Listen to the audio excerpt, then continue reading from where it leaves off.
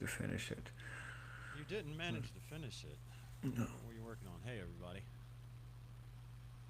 Oh, we are live. We are Yep. live. Oh, okay. What were you working on?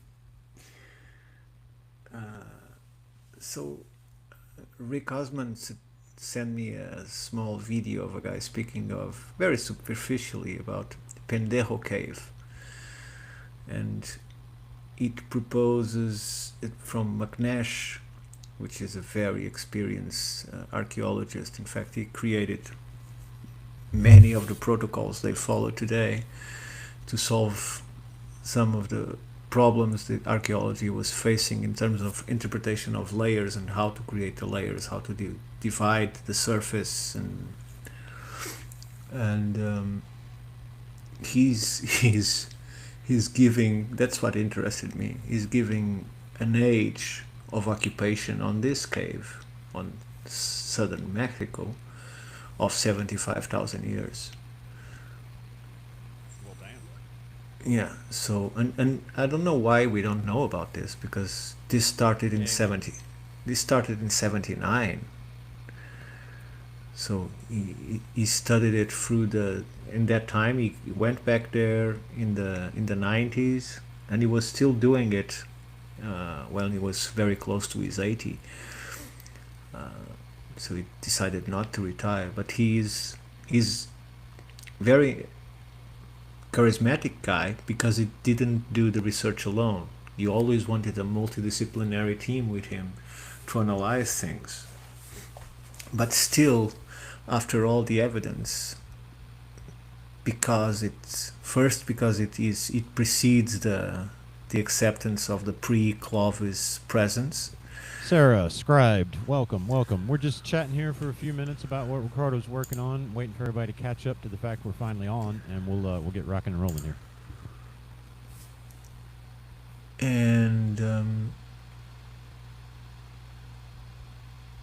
And because of that, his evidences are, to me, very strong. There's no superficiality in them, and they aggregate multiple aspects from stones that have chips on them that he and the experts he delivered the stones to consider to be human done. Then he has fires. He has bone that has itches from those pieces of stone, so from human taking the marrow or the flesh from the bone. He has the fire, and he has human hair and a fingerprint or several fingerprints in one horse bone. So horses don't exist in the Americas for a long, long time. And all this found in three different um, layers of the stratigraphy. So it's 30,000, 50,000, 75,000. Pushing it way on that. Yeah. Yeah.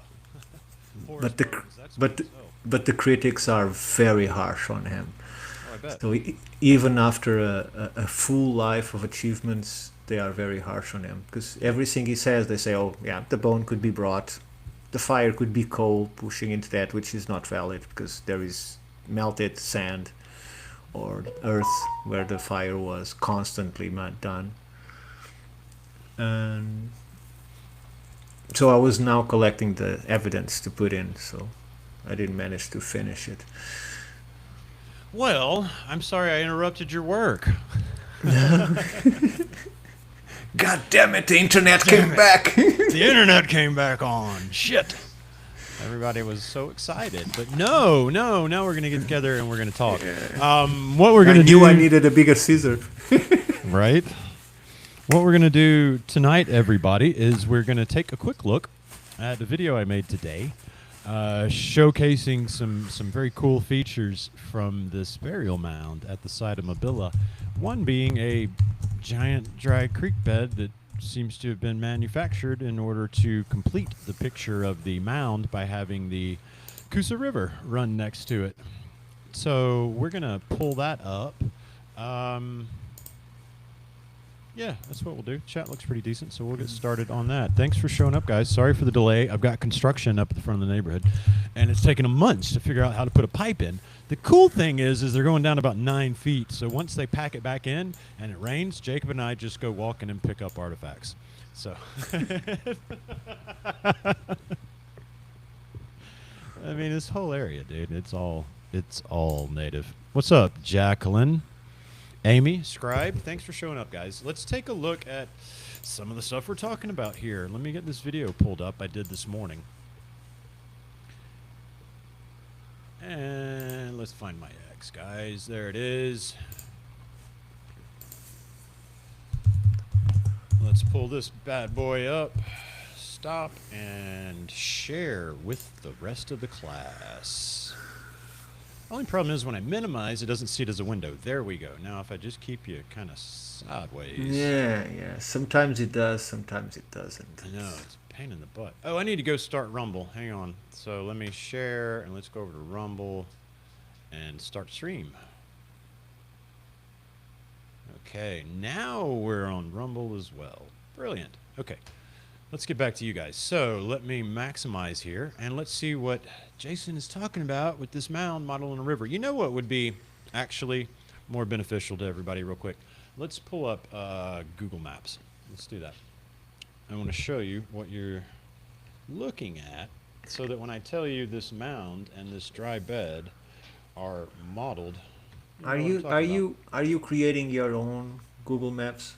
No. Placing all, yeah, you should, because you keep going back to this, and you could have those already. Just click a button and you go straight to there. Oh. Yeah, I should have that.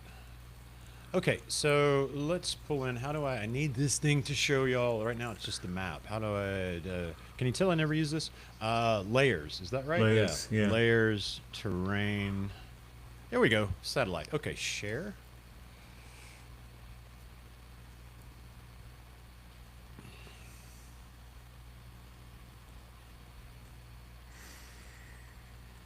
Okay, guys, so you familiar with this? If you've watched a few shows, here in Wetumpka, Alabama, we have an impact crater.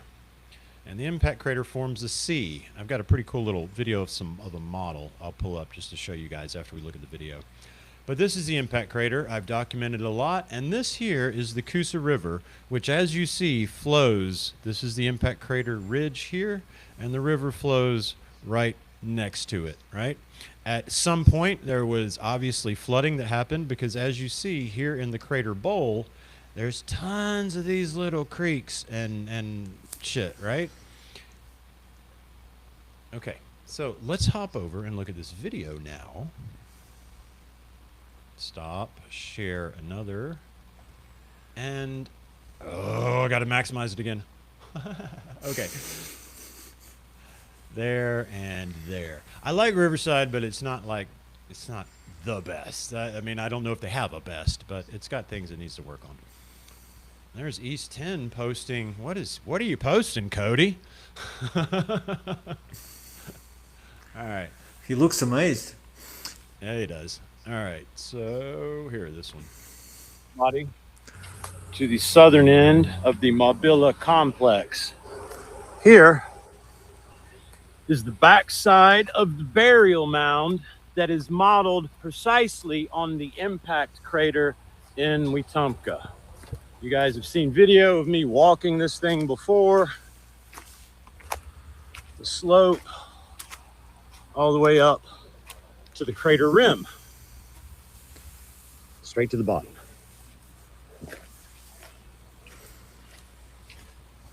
Now what we're here to investigate today is over here is the creek that is washing into the back side of this mound because of the construction materials. Here, they have pushed the creek over, and it is now about 7 feet down where it's eaten out the back side of this mound. You see how it's been pushed over here?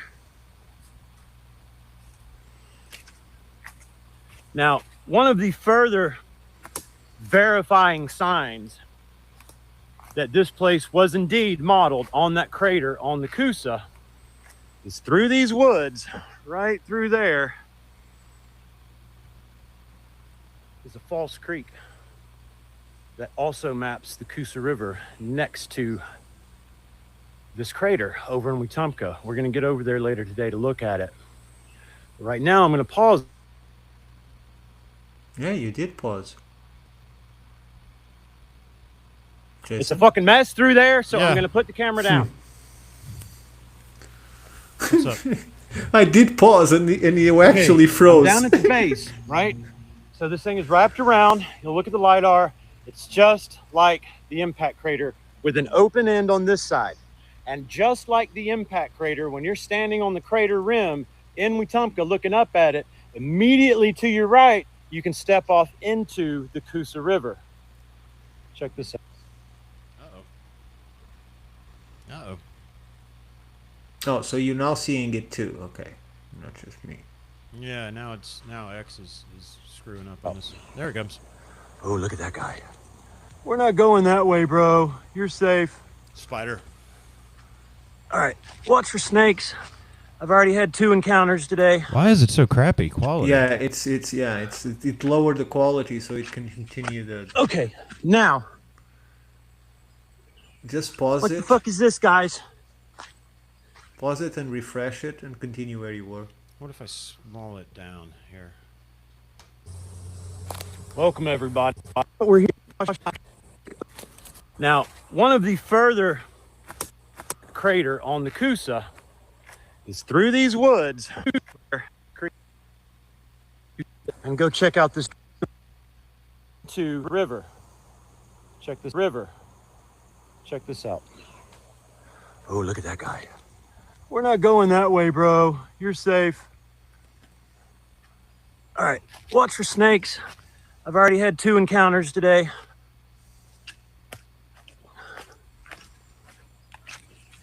Okay, now. What the fuck is this, guys? Okay, so just to make sure you're getting the picture here, you've got this mound, right? And you're in the middle of the woods. And now right beside it, right where the river would be, is a bunch of sand and a creek bed that does not flow.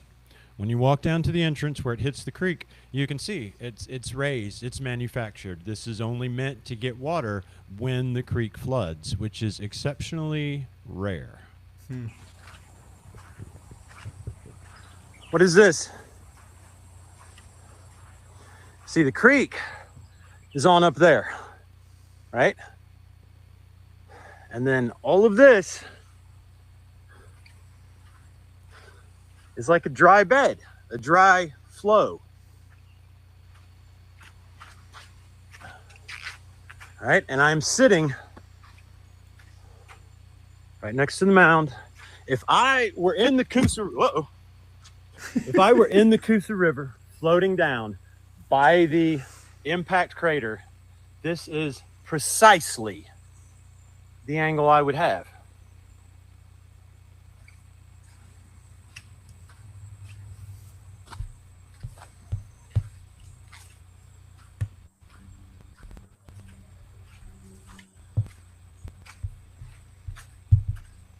And on until it dead ends down there. And then if you follow this, you're going to end up to that point where the creeks meet. This little falls will stop before then. And you'll end up at the marker tree, the X-shaped marker tree, which I'll give you another look at here on our way out.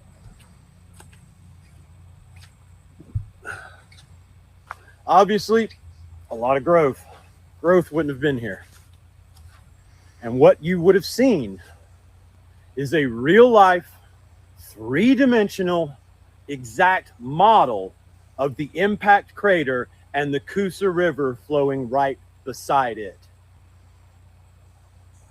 Now, who are you going to do all this for after Mabila? We hear Tuscaloosa made it north, never to be seen or heard from again, as far as Western Chronicles go. But we know that his son was killed here.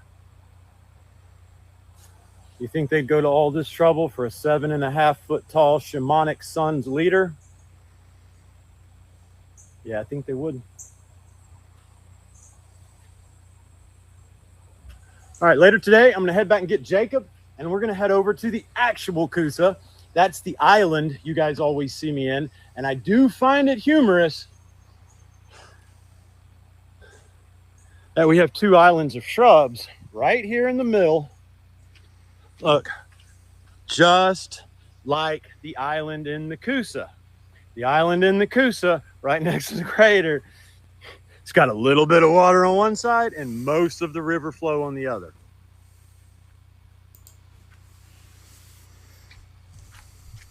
And right here is where water, when it's high enough, could backfill, and still does, into the mound. There's the bottom of the mound, right? And so this water will backfill into there just as it does at the Coosa. The water at some point had backfilled into the bowl of the impact crater, and it's left little ponds, right? The same thing happens right here.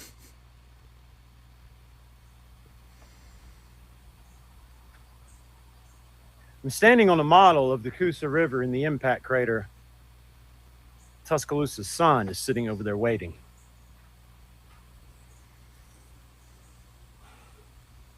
To be acknowledged.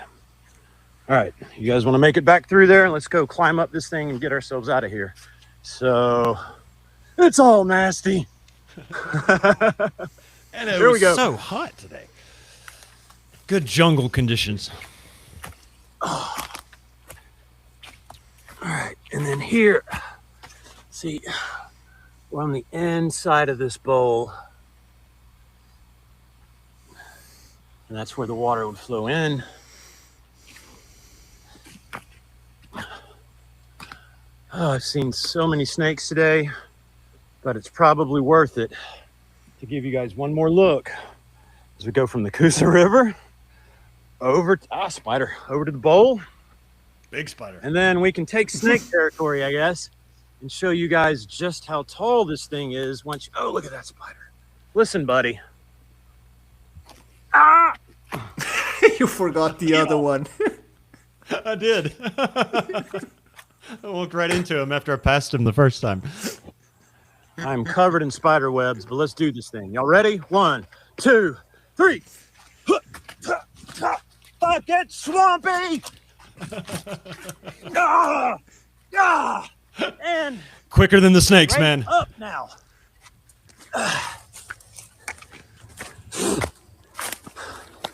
Top of the mound, covered in spider webs. Let's go get our bucket of Hernando deSoto metal and go get Jacob and head over to the place this place is modeled on. There we go. All right, before I close out X, let me scan real quick. I have somewhere down here a ways an excellent video of this model. There's a model of the mound in the Mound Museum, which is so trippy to look at because it's this mound. It's like somebody made a model of this mound. Man, I put a lot up, don't I? How far back? Oh, Lord. Can you search your own posts? I wonder if you can do that. I think you can, but what you need is to take a photograph of those moments so you can share it when you want to. Yeah, I know. I've got it. Dude, you should see how many photographs I have. My shit is so messy. I've got so much stuff. I mean, every single day I film something new and I throw it up. And then, you do that times 5 years and your photo album is just fucking unmanageable is what it is. I was putting together Antediluvian Alabama, dude, and man, each episode took so long because there's so many videos to sort through. That's why I stopped at 9. I was like, all right, I've got 10 years worth of video, but 9 episodes should show it. These are all the rocks. There's the island in the Coosa. I'm there all the time. There's the mound. I mean, the crater in the back, but somewhere down here. I went to the museum in Wetumpka. Mm-hmm. And there was Mall the Mound. And I thought it would be so cool. Oh, here. Okay. So it'll be right below here. Here's the video I made on the impact crater. Guys, here is the LiDAR, if you haven't seen it, of the mound I just climbed, right? You see the C shape. So we are not seeing what you're seeing. Oh, you're not? Oh. No, we are still in the video you were sharing. Now it is. Now it is. How's that? Okay, so here is LiDAR, guys, of the mound I was just in. You see this false little creek bed running right over here. You see the mound, so that looks just like the Coosa River, right? And then you see the real creek, the one that runs, that has been pushed over into this mound, as there's a big neighborhood right over here, and as they took all the fill, you know, the Boston concrete and shit, and pushed it in, it has started to eat away the backside of this mound, right? And what is that big thing to the right before the crescent? Over here? No, the upper one. Here, I mean, in real life, it looks like a mound, but it could be a hill. I don't know. But this whole place, dude, I'll get video one day of like when you arrive at this place and you're on the road. There's apartment buildings and shit, and it's surrounded by mounds. You know, I'm just curious because I see the alignment between the entrance and the placement behind it. So it's true. What does it point to if you join the two of them? Yeah. I haven't really spent any time over here exploring, mainly because right about where this picture stops is where the neighborhood starts, you know? So it's pretty much just you're walking up into somebody's backyard once you get towards the edge of this LiDAR picture. But now that you've... Go ahead. What's the direction of the crater? So the crater is facing the same orientation as you see here. Okay, so this mound has the same orientation as the crater. Pointing. I understand that, but the same orientation could be anywhere in the compass. I'm just saying, where do you point to go to the crater? If you had to make a line... Oh, from here? From here? Yes. Yeah, yes. Okay. So, I got you. I'm with you now, Ricardo. So from here, you're going to go directly to your east. So off this way. Maybe 13 to 14 miles. Pretty much as the crow flies. This sits, so where this sits, Highway State 14. Basically, if you come to the southern edge of this picture you're looking at now, just past the green where it says 3 depth, okay, that's where State Highway 14 is going to be. State Highway 14 runs dead into the crater. So that this runs precisely between downtown Wetumpka, where the crater is, and the road comes over and it runs right by this. So what you're saying is that the mound and the crater are exactly at the same I don't latitude. know that latitude. We'd have to look into that, but from a layman's perspective, you know, roughly, yes. Roughly as the crow flies, going due west from this thing, you would hit the crater. That's what I'm saying. Due west, it will give you the same same east. latitude. Sorry, east. Okay, it will give you the same latitude. Yeah, roughly it should, yeah. We can look at a map, actually. We can look at Google Map here in a minute and sort that out. So now you guys have the visual of the mound, and this is a piece I have right here behind me. It's fired clay, and that is a representation of the mound right there in the middle. Same shape, right? And I found it in the creek that is running right beside the mound, where the mound is being eroded, okay? So let's close that, see if I keep sharing. Yeah, now, oh, look at us. We're right here at our model. This is what I want to show you. Center is open, and if we look here. Okay, so this is in the Wetumpka Impact Crater Museum there in downtown Wetumpka. Look at this model. When I saw this model, guys, I tripped out. I remember messaging like Sarah or you guys all or something. I was like, look, it's a model of the mound. But it's supposed to be a model of the impact crater. We have a marble representation, and if you saw my footage with Nick from the Cold Rejects, you saw us walk up this side of the mound, right? And walk down. So what you guys saw today was you saw me walk up this backside, right?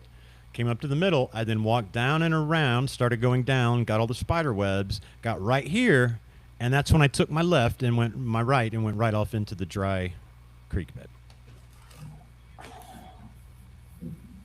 I mean, come on. right? I'm gonna get one from the side, so you have a board. Oh, okay. Yeah. Looks like it to me.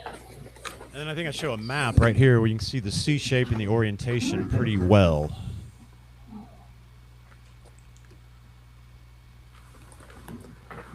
So I'm not going to take up any more time because we're going to have a presentation. Turn around, man. It's right behind you. Show the map.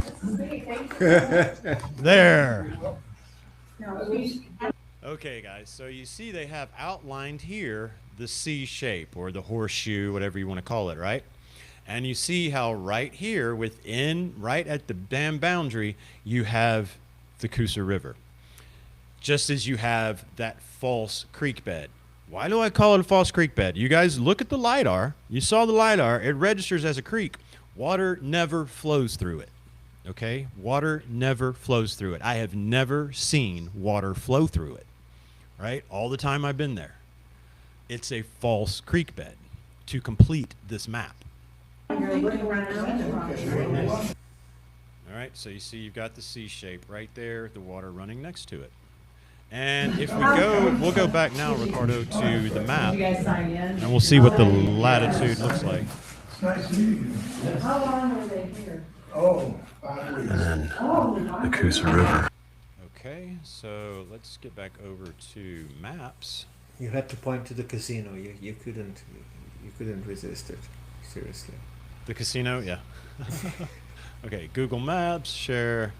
All right, now, so here we are at Wetumpka. If we zoom out, we're going to look for a town called Prattville, Why do you which use is right here. I don't know, man, because it's what I know to use. Should I use something else? Yeah, Google Earth, because then you can go back in time and see different types of vegetation, distribution of the rivers.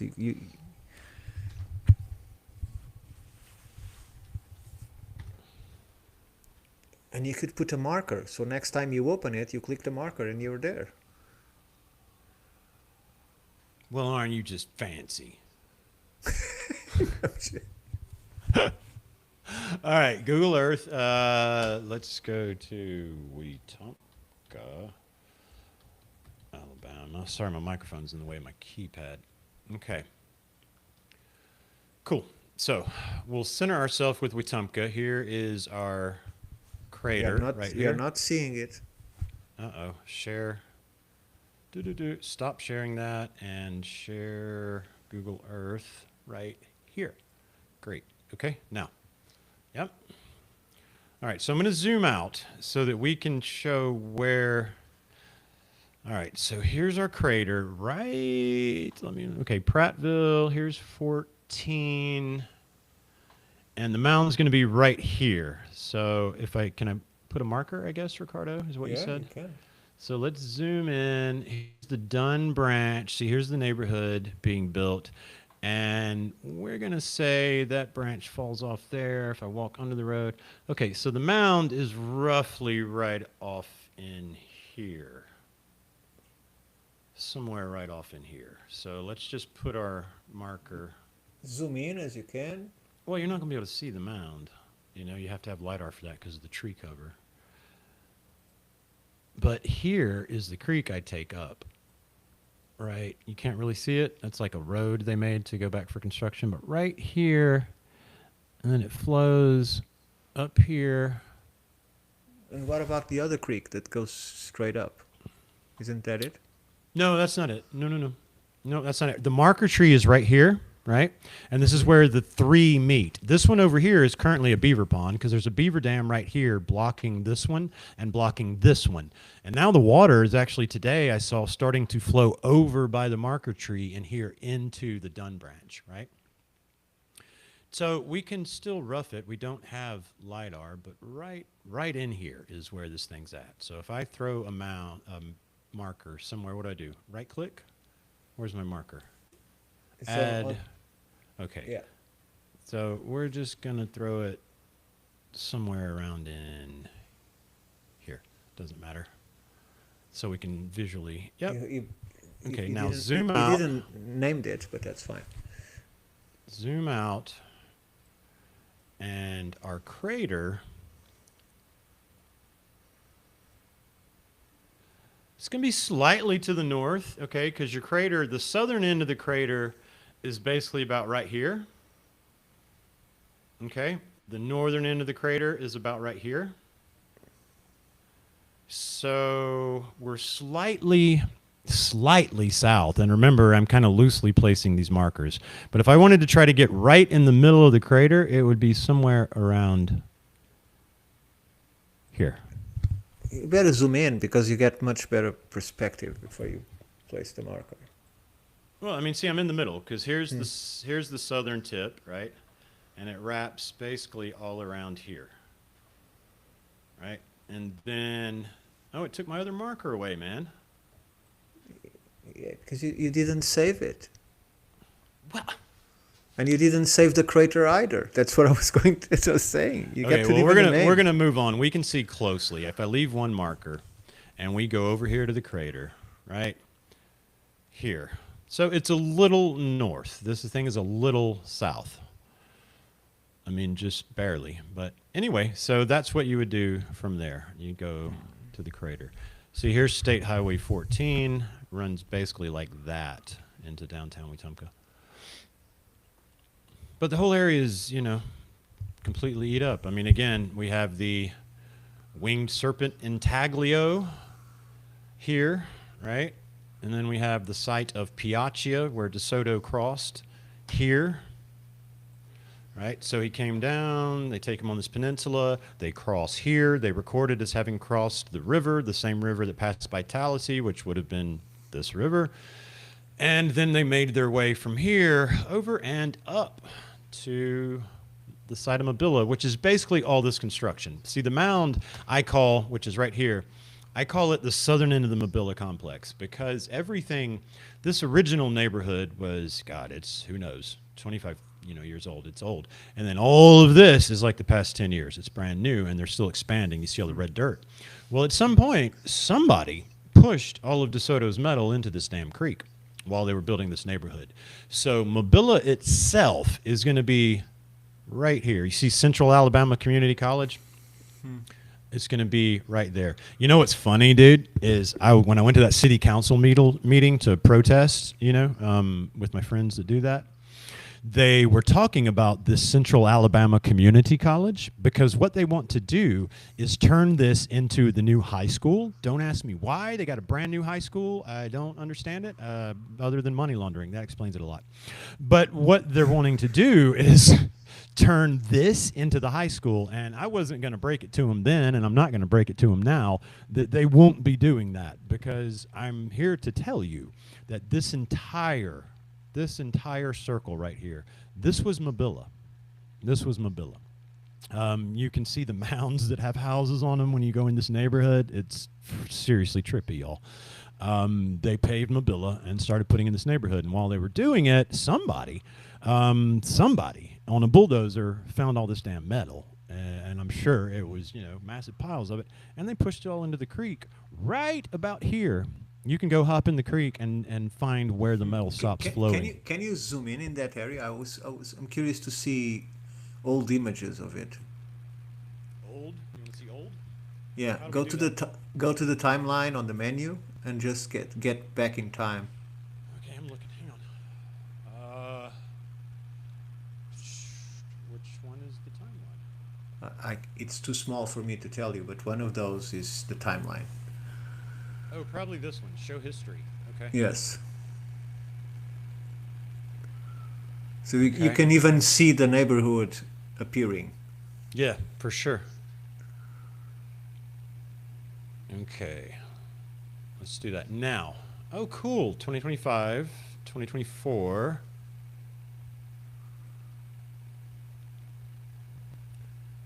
'23. Yeah, look, the red dirt already went away from where they're clearing now.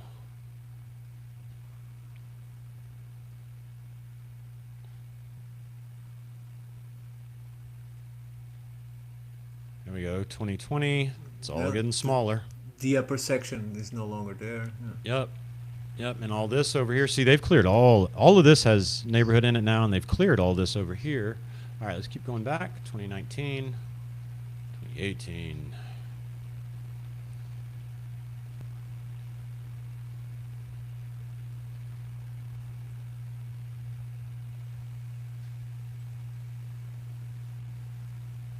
There we go. 2013. They're starting to clear that.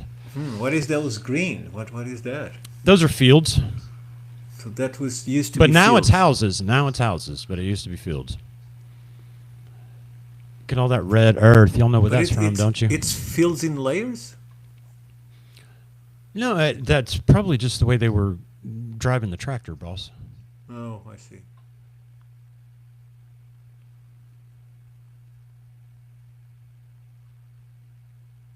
There we go. We're getting back to the early work of the neighborhood now. 2011. Yeah, there's where they built the first section. Right there. Okay, and I'm going to have to bring this, now that I'm seeing better, we're actually, should be right about over here. Yeah. Okay, keep going back. 2000, let's jump to 6. Oh, there we go. There's it first starting.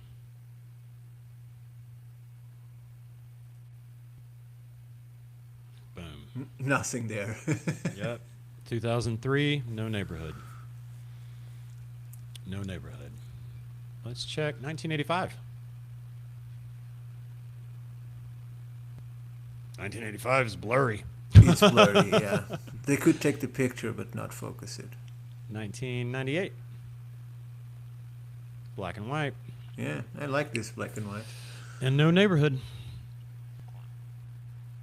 Just a little house there.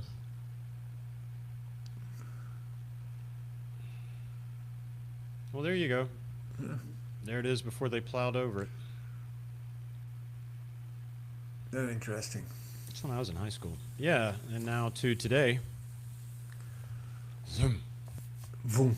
And in that process, somebody made the very, very irresponsible decision. Look, here's the thing, man. They built these houses. They're fucking famous in this area for how shitty they are and how much they cost. So they bring in a bunch of crews from out of state, of course, a bunch of Mexicans, and they will throw up a 5,000 square foot house in a fucking week and a half, right? And then they will sell it to you for $600,000, right? And they're right next to each other, right on top of each other. A lot of money they were making. So at some point early on, when somebody discovered this pottery and this metal, somebody went, they'd stop us, push it in the creek. And, you know, that is going to hurt these motherfuckers here real soon. Because the construction, I know the company that does this. They're based over in Opelika. I drove by their office just to know where it was. Hey, all right. How much? Oh, look at your big fancy office you got by destroying native history on purpose. I can't wait to take this from you.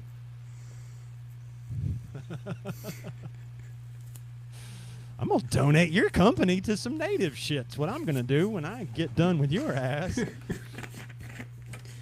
And Prattville, I'm sorry, but you won't be putting your high school at the CACC either. There will be no more construction on this site as soon as we get all this publicized. Yeah. So that's what I've been up to, guys, here the past couple of days, is just continuing to explore. Here's some questions. Sorry, I'm back to the chat. Shaman needs a staff. I do. I've got a couple. Look, this one, man, I've been saving because look at the end. Hang on, let me get the right angle. It's hollow, and it will hold something when I figure out what that something is. So I have my Gandalf stuff. You know, I've got a couple of them ready to rock and roll when needed. Let's get back to this chat. What's up, Steve? Thank you, sir. No. And no, Steve. Slap that like button, as Sarah says. Yes, definitely. I don't say that a lot. I probably should, but, you know, I do appreciate it because we are trying to grow ourselves here. I wonder how many times this exact scenario has happened in history. Exactly, bro. So, Scribe says, listen, I talked to a dude. I was down at the creek there in Mabila, where I was just showing you a few weeks ago, and I had my bucket, and this construction worker pulls up, and he comes up to me. He's like, what are you doing? And I was just like, finding native shit. And he's like, oh, yeah, I've been driving a bulldozer for 30 years, man. And he proceeds to vomit at me like 5 sites that he knows in this town that he's been there when they ran over a mound and uncovered bones. You know, so it's known. There's neighborhoods, there's other neighborhoods in the same town. They had to stop construction. There's like 3 or 4 empty lots in the back because they found native mounds. But here's the funny thing, Ricardo. You go to that neighborhood where they had to stop, and right behind it and right next to it, they've built whole new neighborhoods. You know, it's no one cares. So that's what we're here trying to do, is to bring this all to the light and to get somebody to give a shit about our history. Lots of people say they do, but they don't. I have an email. I have an email from the archaeologist who was looking for Mabila. I told her what I just showed all y'all. Told her this mound's being destroyed. Didn't give a shit. Wanted me to go away. Right? It's the same as these construction companies. Don't give a shit. Want to hide it and want to make their money. They didn't count on my ass, though, and God leading me to a creek, spending time down there, doing what I knew how to do, playing with all these rocks. And then it's like, man, what the fuck is all this metal doing here? The natives didn't work metal. Who would have brought all this metal and destroyed it? Do a little research. Hernando deSoto. Well, that motherfucker. I got to spend every day down there collecting your shit because Spirit tells me it's litter. Thanks, deSoto. That's a good cue in for our reading, isn't it? Yeah. And I want you to stop. I don't know what filter you're using, but stop it, because people in the chat, in this case Amy, is saying that I'm wearing some fancy pants. So. I think she's talking about your French Nouveau wallpaper back there and your sharp eyeglasses. Oh, is that the pants? Okay. Yeah. Oh. That's my sister's bedroom in my father's house. So Well, I like that wallpaper myself. I really do. tomorrow I'll be going back to my house. When are you coming back over here? In 2 weeks. Well, good. Okay. So it was July 20th instead of June 20th. July 20th, yes. That's my court date for custody, July 20th. Okay, so we'll transition to reading now, guys, now that we've looked at some recent discoveries and that Jason has made, trying to figure out precisely what the natives were up to. You see now, guys, why I'm not mad at these people, these archaeologists, other than the fact that they didn't do what they're supposed to do, which is protect history. But personally, I'm not mad at all, because as you see, what it made me do was I decided I was just going to outwork all of them. And by the time I'm done, I'll have more knowledge and have known and found out more about the natives in this area than any of those motherfuckers have ever. You know, so I took the what could have been, you know, something that made me hate everything, and I just went, you know what? No, I see the reason now. We're just going to go find more than they have, and we'll shut this whole illegal operation called modern archaeology down in this damn state. Let's start reading. Before I get carried away.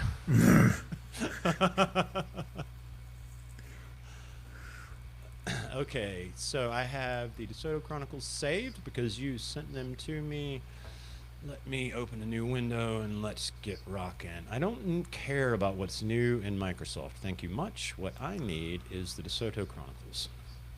And do you know what page we were in? Roughly. I'm getting a bit tired of this swamp, man. They can't get out of the damn swamp. It's like, for real, we've been reading for 2 weeks and they're in the same place. All right, so we were somewhere around Appalachia, which would put us about, let's try 829. Nope, further. 831. Read that. And this section. Nope, still in the swamp. So the insupportable hardships. Yep, look at, see? It's fucking 15 pages so far, and it's just still the swamp. The 30 horsemen reach. Oh, no. I swear, y'all, I'm just going to skip 40 pages, and we're going to get them to another part of the country and start reading. We read that. And this looks right. Pedro Calderon crosses the Great Swamp and reaches that of Apalachee. Yeah, let's start there. All right.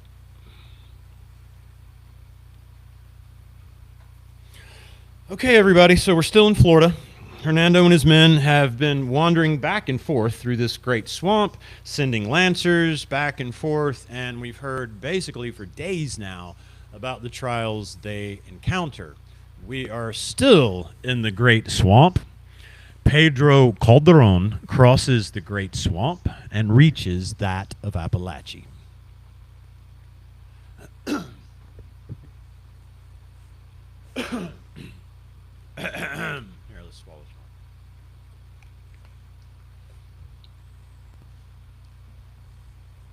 Taking up the thread again of our story, we said that the Indians who came out of the woods to harass the Spaniards in their camp contented themselves with having killed Gonzalo Silvestre's horse and with having lost the Indian whom he killed. That's right, the horse got shot all the way through. That was that last section we read. Who must have been one of their principal men, for when they saw him killed, they retired immediately and did not come back. On the day after this occurrence, the Castilians arrived at the crossing of the Great Swamp, where they passed that night, and early on the following day, they crossed it, with no opposition from the enemy and no trouble except that which the swamp itself gave, which was quite enough.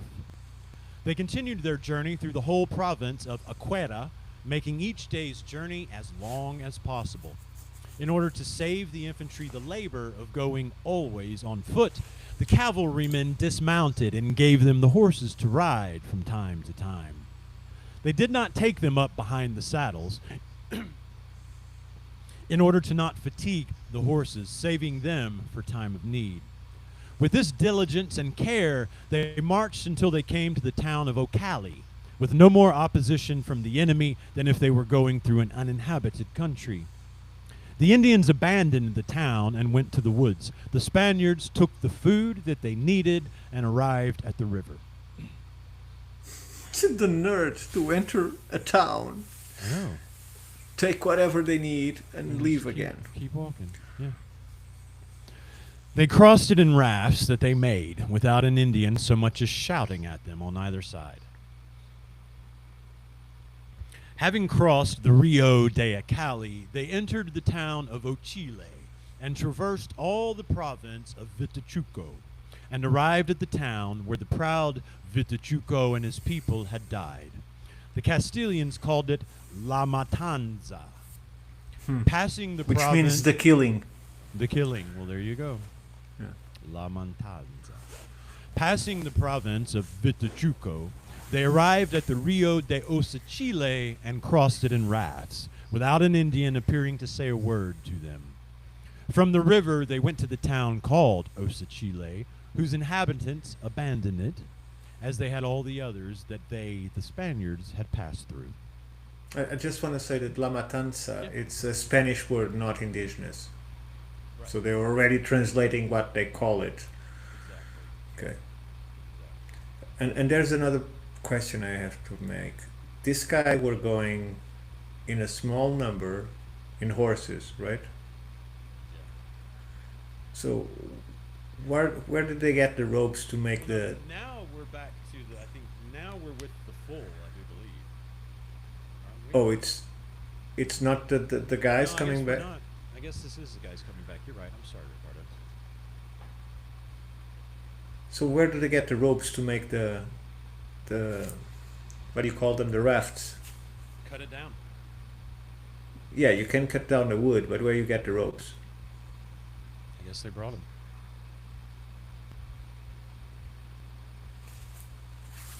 Okay, let's I mean, go it's a with good that. question. It's a good question, but they build rafts many times, so I'm assuming they traveled, prepared for that possibility. Okay. It's just been my assumption so far, because they're even at Piaccia they had to construct their own. They said canoes, which is odd, but yeah. And you understand that creating a raft is not something that let's make a raft, and 2 hours later you are crossing. It doesn't happen. Oh, I know. And imagine to hold all the shit that had to be crossed. I mean, just the metal I've brought up over the past 5 years alone was like would sink any standard raft, you know. Not alone the horses. So it's 100 pounds plus. Right, right. So it's not a raft to transport humans like 3 at a time. Is a raft Right. that has to hold lots and lots of weight. It's tons of weight. Let me kill this light. Keep talking. Kill what? Oh, the light. It's what he was going to kill now. He's going to kill what? The light, man. The light. Oh, I forgot to light my candle too. No wonder the reading wasn't feeling the same. I'm not fireside. Yeah.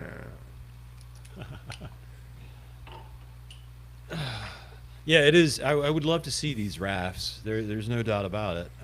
To watch them build them would be something. The Spaniards, having taken supplies in Osa Chile, marched through the uninhabited country that lies before the swamp of Apalachee.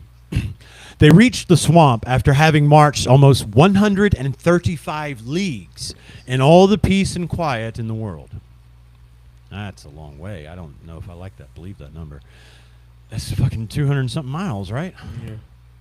Except on the night when they, the Indians, killed Gonzalo Silvestri's horse, they gave them no trouble throughout this long road. We can find no reason to give for it, nor can one be found. The Indians of the province of Apalachee, being more bellicose than the former ones, were willing to supply the fault and negligence that the others showed in molesting and injuring the Spaniards, as we shall soon see.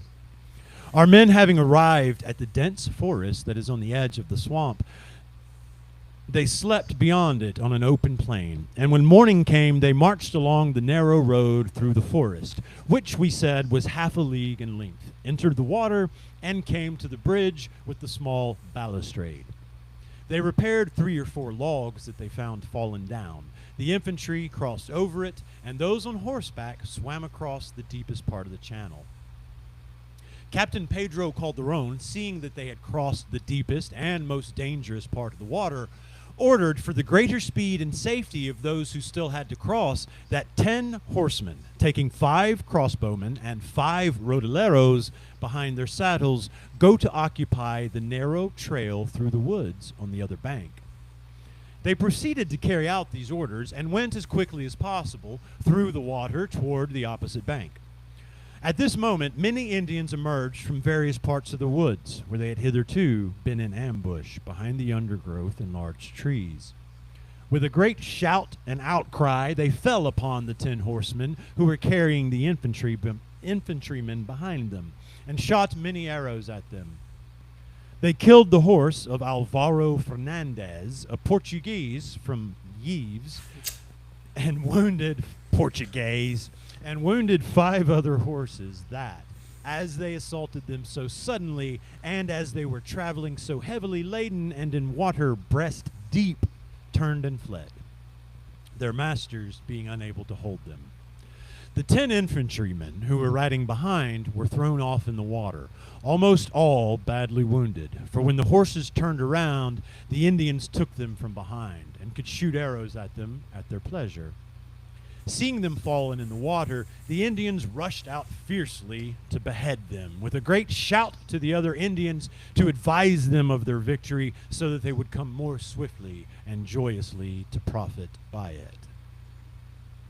The sudden assault which the Indians fell upon the Castilians, the foot soldiers falling into the water, the flight of the horses, and the many enemies who came up to combat them caused great confusion and alarm among them, and even fear of being routed and defeated, because the fighting was in the water, where the swiftness of the horses could have no effect in succoring friends and attacking enemies. On the other hand, the Indians, seeing how well their first assault had succeeded, took new spirit and courage and came up with greater impetus to kill the infantry who had fallen into the water.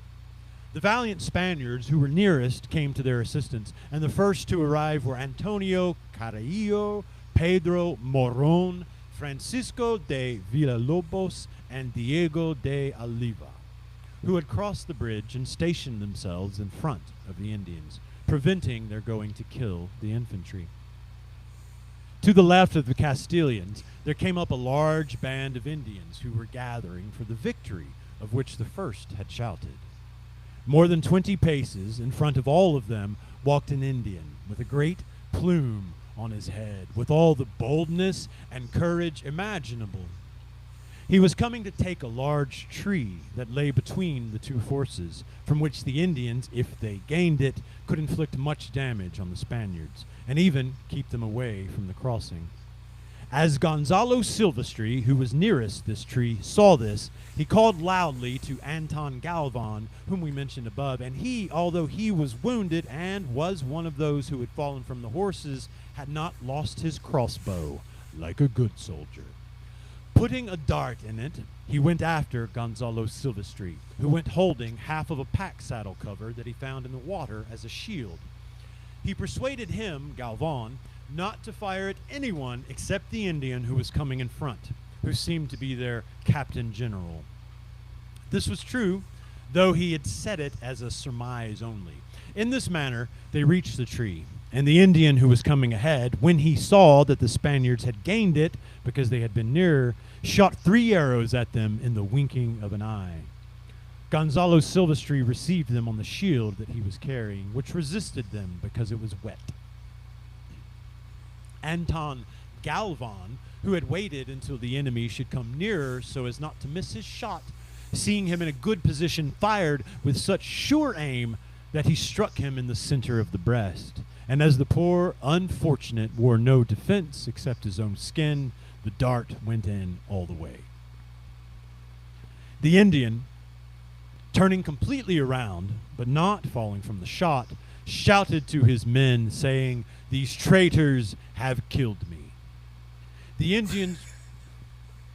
Indians rushed to him, raised him up in their arms with a great murmuring, and passing him from one to another, carried him back by the same road that they had come.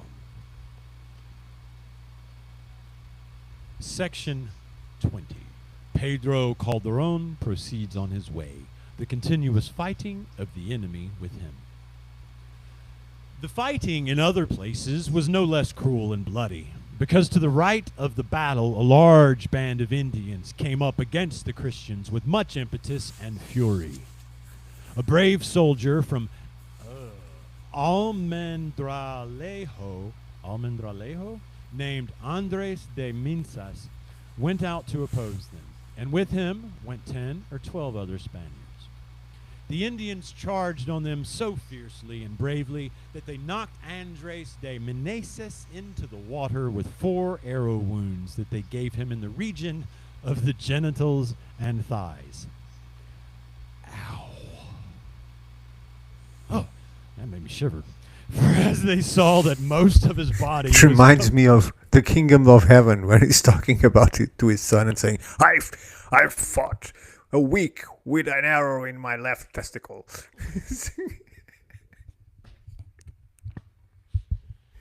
No, you different didn't. man. Different man.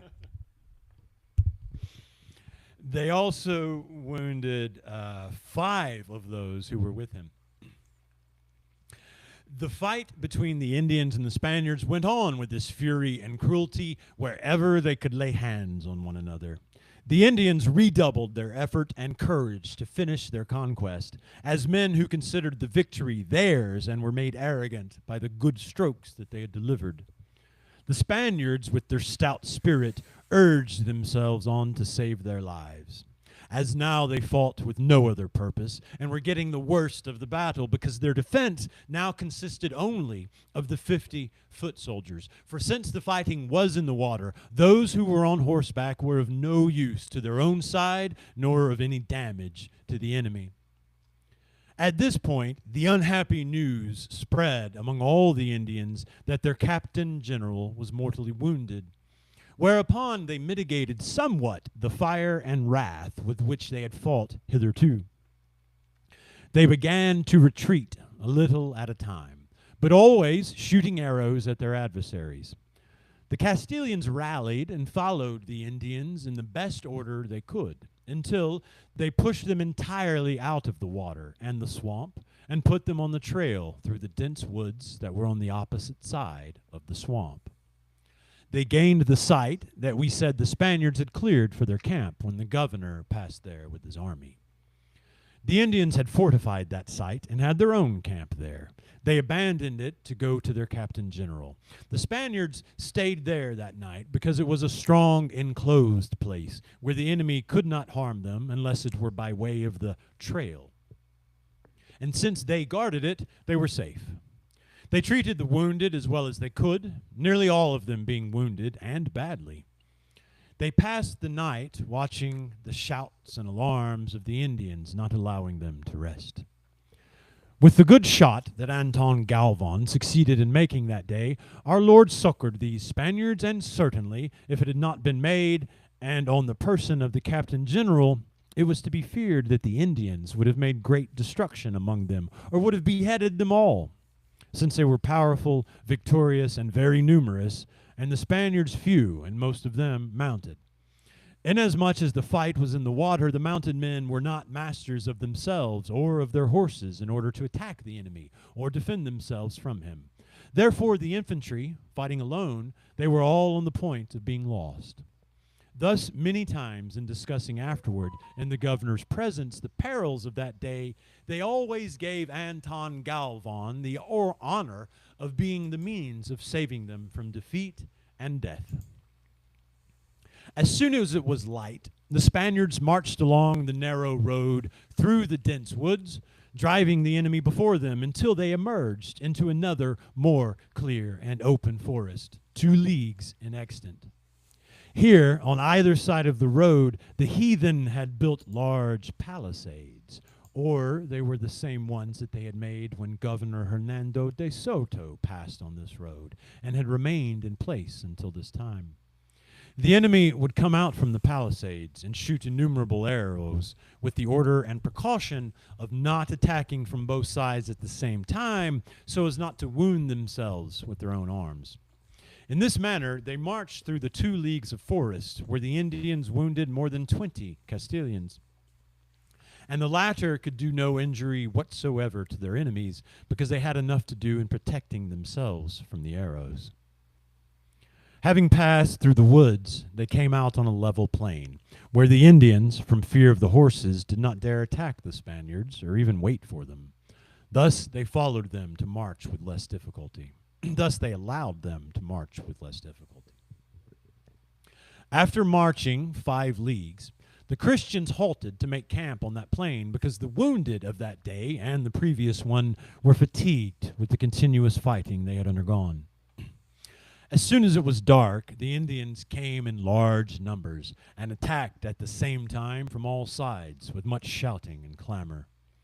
Those on horseback went out to oppose them, not keeping in regular order, but each one going where he heard the Indian nearest to him. On seeing the horses, the Indians withdrew to a distance, always shooting arrows, with one of which they wounded badly a horse belonging to Luis de Moscoso.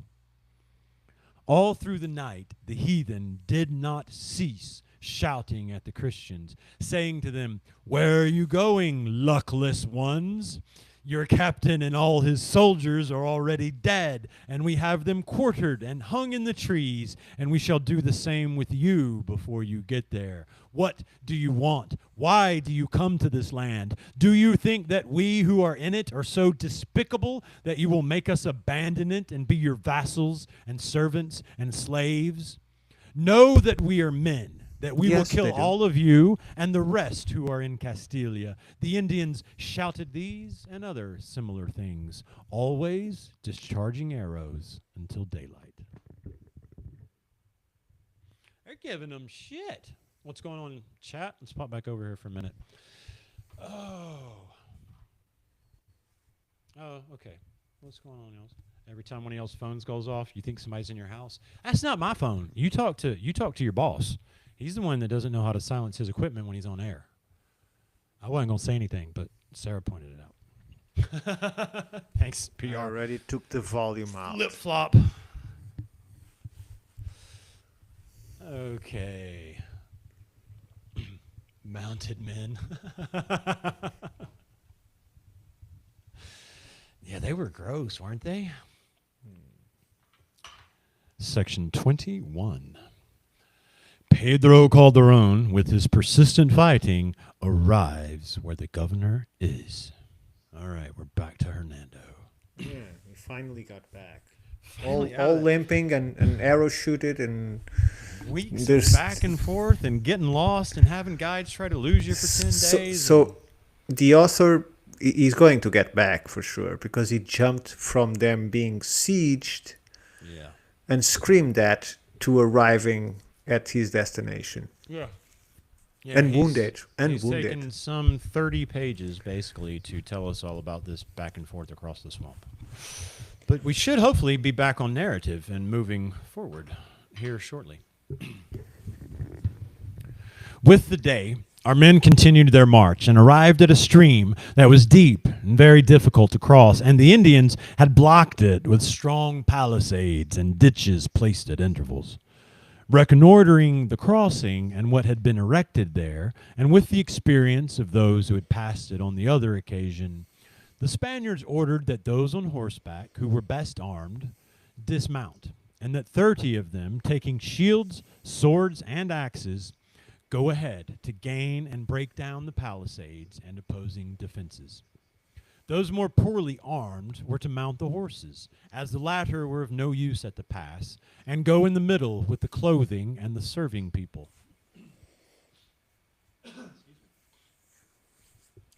20 more of the well-armed men were to make up the rear guard, so that if the enemy should attack from behind, he would encounter a defense. In this order, they entered the woods bordering the stream. Seeing the Castilians where they could not make use of their horses, which was what they most feared, the Indians charged with the greatest impetus, ferocity, and clamor to shoot arrows at them, attempting to kill all of them, as they were few and the crossing very difficult. The Christians, trying to defend themselves now that they could not attack because of the narrow place in which they were, reached the palisades, where the fighting was very bitter and obstinate. On the one side, in order to force a passage, and on the other to prevent it. They wounded one another cruelly. At the last, the Spaniards, some resisting the Indians with their swords, and others cutting with axes the ropes and fastenings made of reeds, which are like long vines and serve to fasten anything desired, gained the first palisade, and the second, and then all the rest. But it cost them many bad wounds, which most of them received, and in addition, the Indians killed with an arrow wound in the breast a horse belonging to Alvaro Fernandez, a Portuguese from Yves, so that his Fidalgo lost 2 good horses in this arrio and in the swamp they had passed through. With these evils and injuries, the Spaniards passed over that bad crossing and marched with less trouble through the plains where there was no undergrowth. For wherever there was none, the Indians withdrew from the Christians for fear of the horses.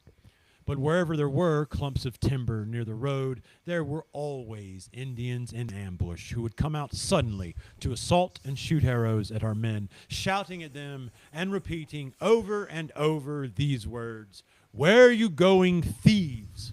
We have already killed your captain and all his soldiers." They persisted so in this statement that the Castilians were almost ready to believe it, because, being now so near the town of Apalachee that their shouts could be heard there, no one had come out to their assistance, nor had they seen men or horses or any other sign from which they could be sure they were there. In this manner, these 120 Spaniards marched, skirmishing and fighting all day with the Indians, and they arrived at Apalachee at sunset. Although this day's journey had not been as long as the past ones, they had marched slowly because of the many wounded they had with them, 10 or 12 of whom died afterwards. Among them, Andres de Meneses, who was a brave soldier. Arrived finally in the presence of their captain general, which they had so desired, and of their beloved companions, they were received with gladness and rejoicing that may be imagined, as men who had been thought dead and passed from this life. according to what the Indians had told the governor and his men many times in order to grieve and depress them, saying that they had beheaded them on the road. The story was very probable, because the governor had found himself in great danger and extremity, having more than 800 fighting men with him when he passed through those provinces and difficult places, and it was very likely that those who were on the way, numbering only 120, should have perished. Therefore, they were received and welcomed generally and individually by their comrades, as if they had come back from the dead, all giving thanks to God for having saved them from so many dangers. The governor received his captain and soldiers like an affectionate father, very joyfully embracing and asking each one separately about his health and how he had fared on the way. He ordered the wounded to be treated and attended carefully. Finally, he praised and thanked them with extravagant words for the hardships and dangers that both parties had passed through in going and returning. Because when the occasion arose, this gentleman and good captain knew how to do this with much goodness, discretion, and prudence. Man, they love Hernando deSoto, don't they? And he loves his men, literally. Yeah, he does. He loves his men and Indian lads. Apparently, he likes to caress them at dinner, is what we've learned so far. Juan de Añasco reaches Appalachia and what the governor provided for discovering a port on the coast. And we end near the end of this long-ass swampy section. It is to be noted that when Captain Pedro Calderon arrived at the town of Appalachia, it had been 6 days since the accountant Juan de Añasco, who set out from the Bay of Espiritu Santo with the 2 brigantines for the Bay of Ayut, had reached there, without anything noteworthy having happened to him at sea. He disembarked at Ayut without opposition from the enemy, because the governor, calculating more or less the time he would spend on the voyage, 2 days before he reached the port, sent a company of cavalry and another of infantry to safeguard the port and the road to the camp. They were relieved every 4 days, one group withdrawing from the bay as soon as the others arrived. While they were in the port, they put up flags on the highest trees so they could be seen from the sea. Juan de Añasco saw them, went to the camp with the 2 companies, leaving the brigantines, which remained in the bay, well guarded. Since these 2 captains, Juan de Añasco and Pedro Calderon, now found themselves together with the governor and the rest of the captains and soldiers, there was much satisfaction and rejoicing. For it seemed to them that in bearing their hardships together, however great these might be, they would become easy, because the company of friends is a comfort and relief in toil. In this mutual contentment, the Spaniards passed the winter in the town and province of Appalachia, where some things occurred of which it will be well to give an account, without observing the order in which they took place, except to say they happened in this camp this winter.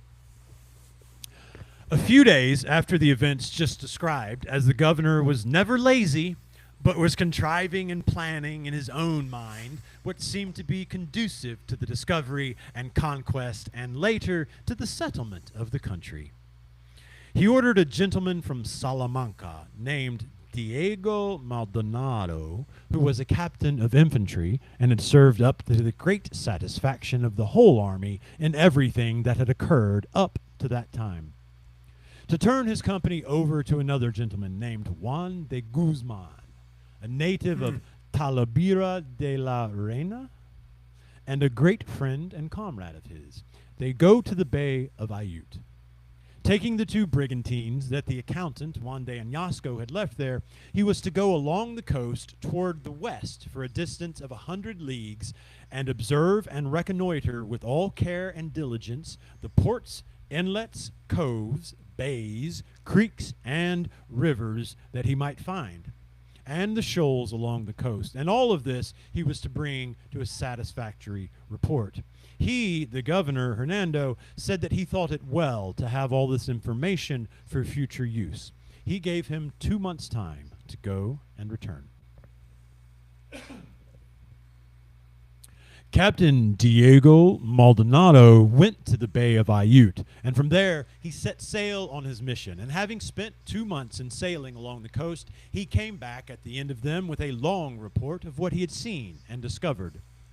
Among other things, he said that 60 leagues from the Bay of Ayut, he had discovered a very fine port called Achusi, sheltered from all winds and large enough for many ships, and with such a good depth up to the shore that it was possible to bring the ships up to land and disembark without building up breakwaters. He brought with him from this voyage 2 Indians who were natives of this same port and province of Achusi. They didn't have boats, so why the port? Why were they on the port? I don't know. No. Probably just because it was an effective place for them to, a good place for Yeah, but them. one thing is describing a natural port. You have this bay, well protected from the sea. He's not describing that. He's describing an actual port. Yeah, I mean, water deep enough to go to the shore. Perhaps the So- fishing was good, and that's why the natives were there, because the water was deep and protected. I don't... Yeah, but the natives don't need big ports. No, they don't. This could just be a case of the writer, making sort of his own mistake using words like port. We've seen that happen a couple of times. Okay, Diego... Okay, so he had seized these 2 Indians with a craftiness and cunning unworthy of a gentleman. For when he arrived at the port of Achusi, the Indians received him peaceably, and with many kind expressions, they invited him to come ashore, take whatever he needed, as if he were in his own country. Diego Maldonado did not dare accept the invitation because he did not trust unknown friends. As the Indians sensed this, they began to traffic with the Spaniards freely to remove the fear and suspicion they might have of them. Thus they came on to the brigantines in groups of 3 or 4 to visit Diego Maldonado and his companions, bringing them what they asked. The Indians being so friendly, the Spaniards now dared to sound and explore in their small boats all parts of the port. And as they had seen and purchased what they needed for continuing their voyage, they set sail and went away, taking the 2 Indians as prisoners. They happened to be the chief and a relative of his. Oh, that's shitty. Confiding in the good friendship that heathen and faithful alike, though to them they were not so, had shown, and impelled by the story that the other Indians had told them of the brigantines, and desiring to see what they had never seen before, they had dared to enter them and visit the captain and his soldiers. The latter, as they knew that one of them was the chief, were glad to carry him off. Where? 23. The governor sends a report of his discovery to La Habana, the story of the temerity of an Indian. Uh-oh. Not a temeritous Indian. They were very pleased with the report that Captain Diego Maldonado brought of the whole coast and of the good port he had discovered in Achusi, because according to the plans that the governor had made, it seemed to them that their conquest had begun and progressed auspiciously to accomplish the ends they desired for it. Settling and making an establishment in that kingdom, because the chief thing that the governor and his people wished for making a settlement was to discover a port such as had been found, where they might go to anchor the ships that would bring the people, horses, cattle, seeds, and other things necessary for new settlements. A few days after the arrival of Diego Maldonado, the governor ordered him to go to La Habana with the 2 brigantines of which he was in charge and visit Dona Isabel de Bobadilla and tell her what they had done and seen up to that time by sea and land. So that's Hernando's wife, Dona Isabel de Bobadilla. She's waiting back in Cuba. He was to send the same report to all the other cities and villas of the island. And in the coming October, it was then, the end of February, he was to return to the port of Achusi with the 2 brigantines and the caravel that Gomez Arias had taken, and with 1 or more other ships, if he could find them to buy.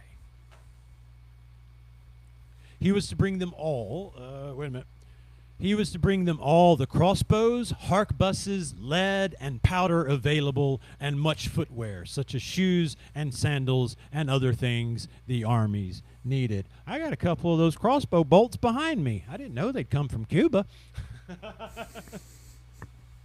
But it was well to settle at the port first, a step necessary for affairs at sea as well as on land.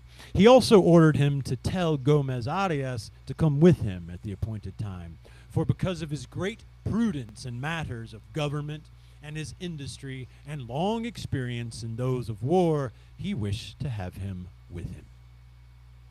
With this order and commission, Captain Diego Maldonado left the Bay of Ayut and went to La Habana, where, because of the good news that he had brought of the governor and of his army, and of the successful progress made up to that time, and that which they expected to make in the future, this guy and his run-ons, bro. He was very well received by Donna Isabel de Bobadilla and by all the city of La Habana. From there, he at once set the report to the other cities of the island, which celebrated the governor's success with great rejoicing. They made great preparations to send him at the appointed time to the succor of his men, horses, arms, and the other things needed for a settlement. The cities prepared all these things together, and the rich men in particular, each one endeavoring, according to his ability, to send or bring the most and the best that he could, to show the love that they had for the governor and captain general, and for the sake of the rewards that they expected.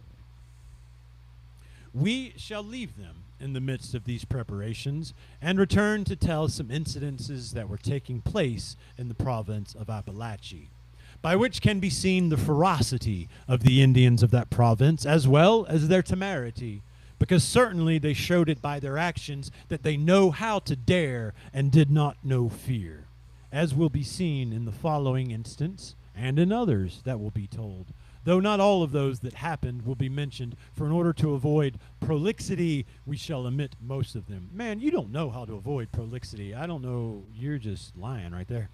This has happened.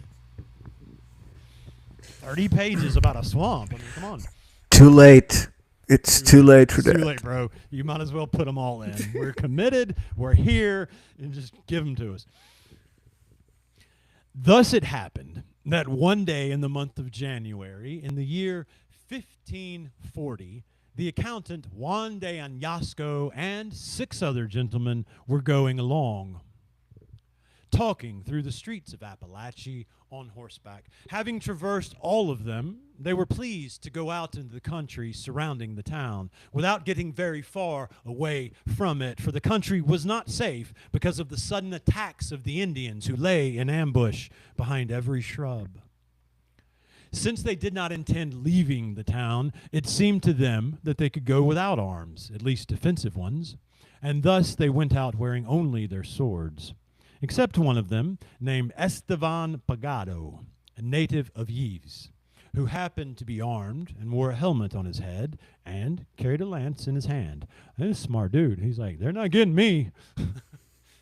You see all that? Everybody out there in their T-shirts with a sword, and he's like, nope, nope, nope, walking with his lance. They saw going along thus in conversation, they saw an Indian man and woman who were walking in a clearing in the woods near the town gathering beans, which had been sown the year before.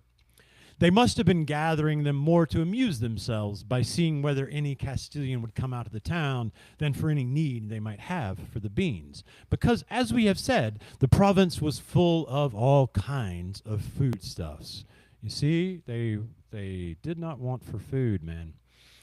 When the Spaniards saw the Indians, they went toward them to capture them. Seeing the horses, the woman stopped short, being unable to run.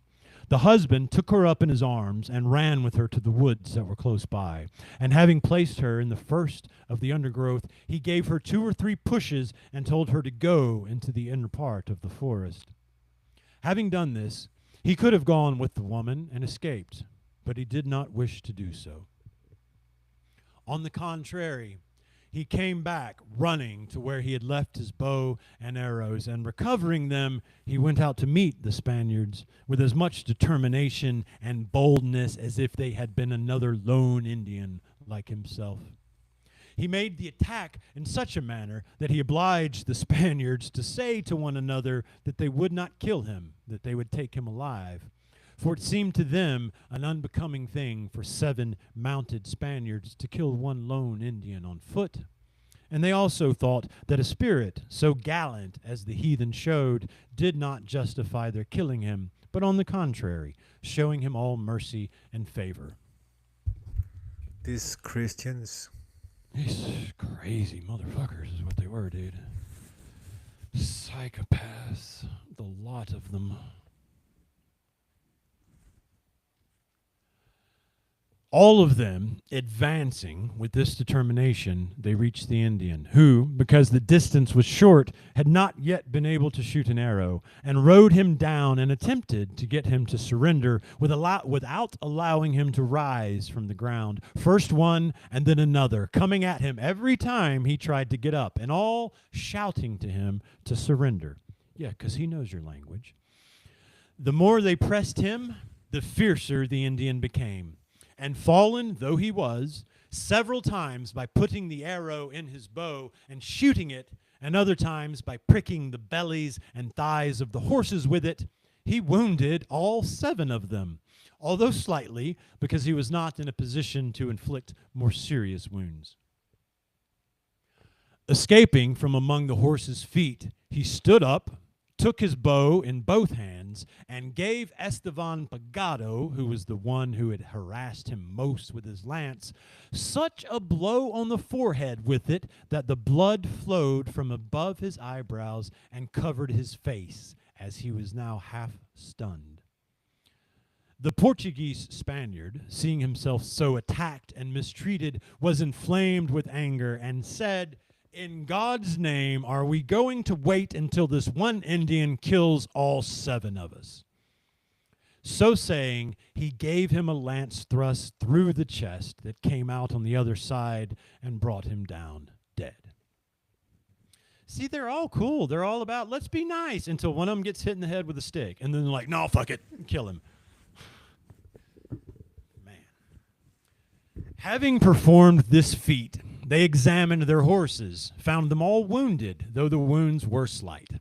They returned to the camp, admiring the temerity and courage of the barbarian, and shamed and abashed to tell that one Indian alone withstood 7 mounted men. How we at on time, bro?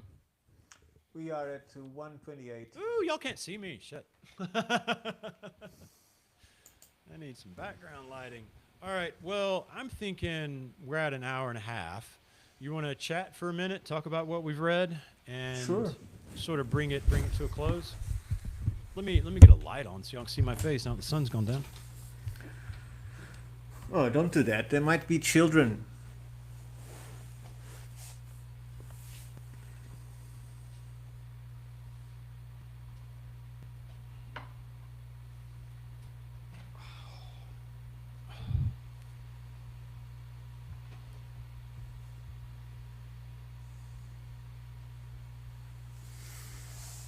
I was saying, don't put the light on. There might be children watching, so don't frighten the children.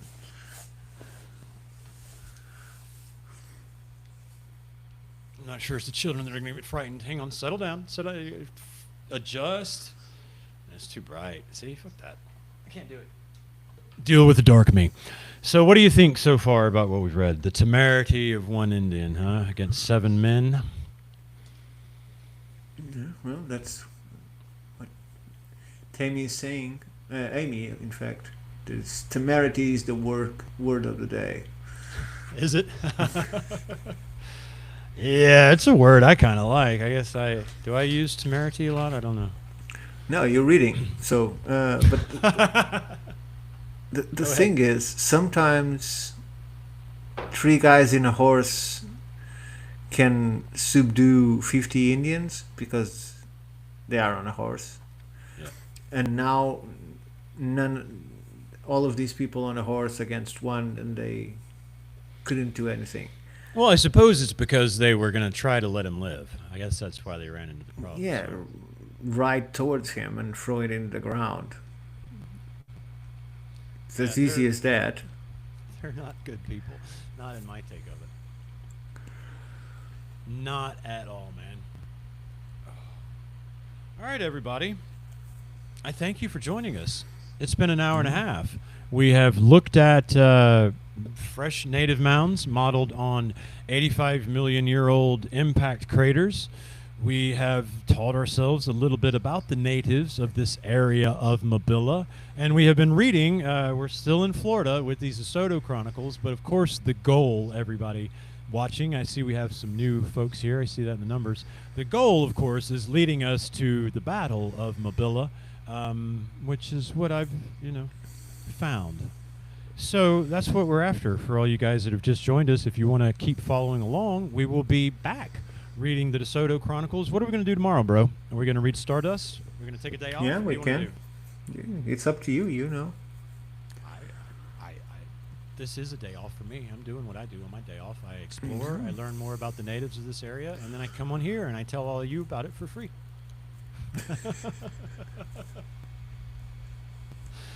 Yeah, that's the name of the game, man. Getting the knowledge out there. Yeah.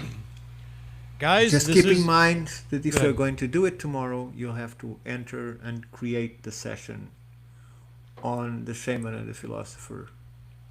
So we might just get back here tomorrow then. Is that what you're saying? No, Oh, I've got the login. So I have the logins? you For have that? to Yeah. create a new Google account with Oh, shit. those credentials. So you enter on Riverside. Okay, so we'll be back here tomorrow night, guys. That's what he said.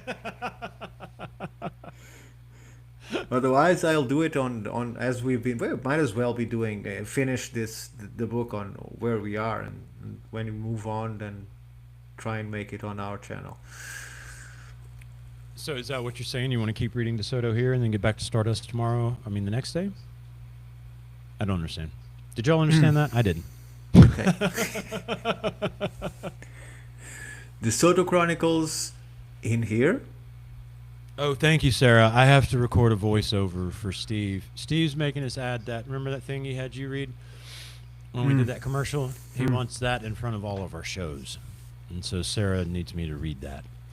Sarah, I can do it here in just a minute when we wrap up here. I think. So we'll be back tomorrow, either on this platform or Shaman and the Philosopher, right about the same time, everybody. 6:30 Central Standard Time to 7 Central Standard Time. And we're going to keep going, learn more about DeSoto. That's what we decided. All right. Thank you, everybody, so much for tuning in and looking at my research and listening to us read and see what all we can learn. I'm going to go record a voiceover for Sarah, and I will see all of you back here tomorrow night on Finding Things Within and Without. Don't forget also, if you see this IFNP by my name, that stands for the Institute for Natural Philosophy. Look us up, find us on X, come find our Discord. We hang out, we share all of our own research. There's me, there's Ricardo, and many other independent researchers all gathered together there, hanging out and putting forward what we found so that the world can gain the knowledge.